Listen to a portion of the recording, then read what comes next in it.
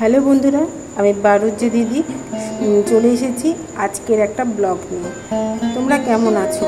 অনেক দিন দিতে পারছি না ব্লগ, এত চাপ পড়ে গেছে কাজে যে ব্লগ দিতে পারছি না। আজকের ব্লগটা এখান থেকেই শুরু করলাম। দেখো, দুপুরের পরেই আমরা তৈরি হয়ে বেরিয়ে গেলাম। কোথায় বেরোলাম? আমরা গেলাম শারদীয়া পূজা উপলক্ষে যে প্রশাসনিক বৈঠক হয়, সেই বৈঠকের জন্য আমাদের ক্লাব থেকে আমাদের দুজনকে মনোনীত করেছে। তাই আমরা দুজনে চলে গেলাম, আমি আর আমাদের পাড়ারই এক সিনিয়র দিদি, উনি দুজনে মিলে চলে গেলাম। আমরা চলে আসলাম, এখানে ভার্চুয়াল হবে মিটিংটা। যাই হোক, আমরা চলে আসলাম, সকলেই আসা শুরু করে দিল। এক এক করে সমস্ত নেতা বর্গ সবাই চলে আসছেন। তো ভার্চুয়াল মিটিংটা 4টে থেকে শুরু হওয়ার কথা ছিল, সেখানে 5টা থেকে শুরু হবে। আমরা তৈরি হয়ে 3টের মধ্যেই পৌঁছে গেছিলাম। তখন পুরো হলঘরটা ফাঁকা ছিল। এখন আস্তে আস্তে দেখছো ক্রমশ ভিড় হয়ে যাচ্ছে। যাই হোক, আমরা যে কাজে এসেছি আমরা সে কাজটাই করব। বসে আছি এবং আমরা মিটিং শুনছি, মিটিংয়ের সমস্ত আমরা শুনছি। এদিকে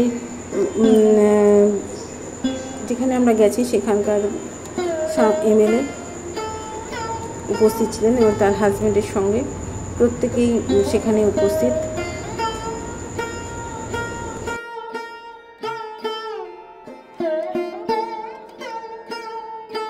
জীবনে মেয়ে হয়েছি বলে অনেক জায়গা থেকে আমি প্রতারিত হয়েছি।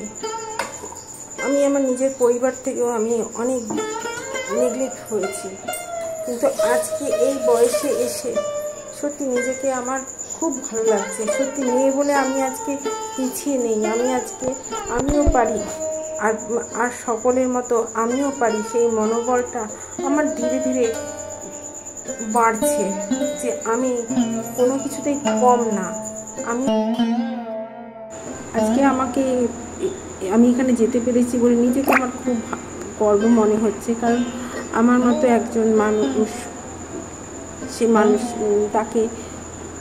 তাকে এত সুন্দর একটা দায়িত্ব দিয়েছে আমার পাড়া, আমার ক্লাব, যেখানে আমি জন্ম এবং যেখানে আমি বড় হয়েছি।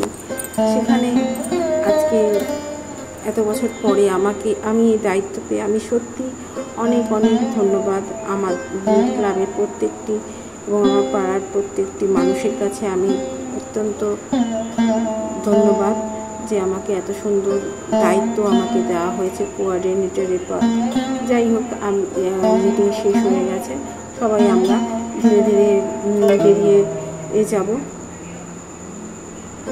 সকলেই ধীরে ধীরে বেরিয়ে যাচ্ছে, আমরাও বেরিয়ে গেলাম। তা বলা হলো যে সুষ্ঠুভাবে ধীরে ধীরে সকলে বেরো। আমরাও সেরকম আস্তে আস্তে বেরোচ্ছি। এবার ওখানে একটু টিফিনের ব্যবস্থা করা হয়েছিল, আমরা টিফিন নিয়ে আমরা ওখান থেকে বেরিয়ে গেলাম এবং ওখান থেকে আমরা গাড়ি বুক করেই চলে আসলাম। তোমাদের যদি আমার ভিডিও ভালো লাগে তাহলে আমার চ্যানেলটাকে সাবস্ক্রাইব করে লাইক কমেন্ট শেয়ার করে আমার সাথে যুক্ত হয়ে থেকো, যাতে আমি ভিডিও ছাড়লে তোমাদের কাছে নোটিফিকেশানটা চলে যায়। এই জন্য বেল আইকনটা টিপতে কিন্তু ভুলে যেও না। দেখো, রাস্তায় এত বৃষ্টি হচ্ছে যে রাস্তায় জল জমে গেছে। আমরা বৃষ্টির মধ্যেই আজকে এই অনুষ্ঠানটাতেই গেছি। যাই হোক, তোমাদেরকে দেখাচ্ছি, দেখো রাস্তায় কীভাবে জল জমে আছে। আজকে ভিডিওটা আমি এখানেই শেষ করছি। টাটা বন্ধুরা।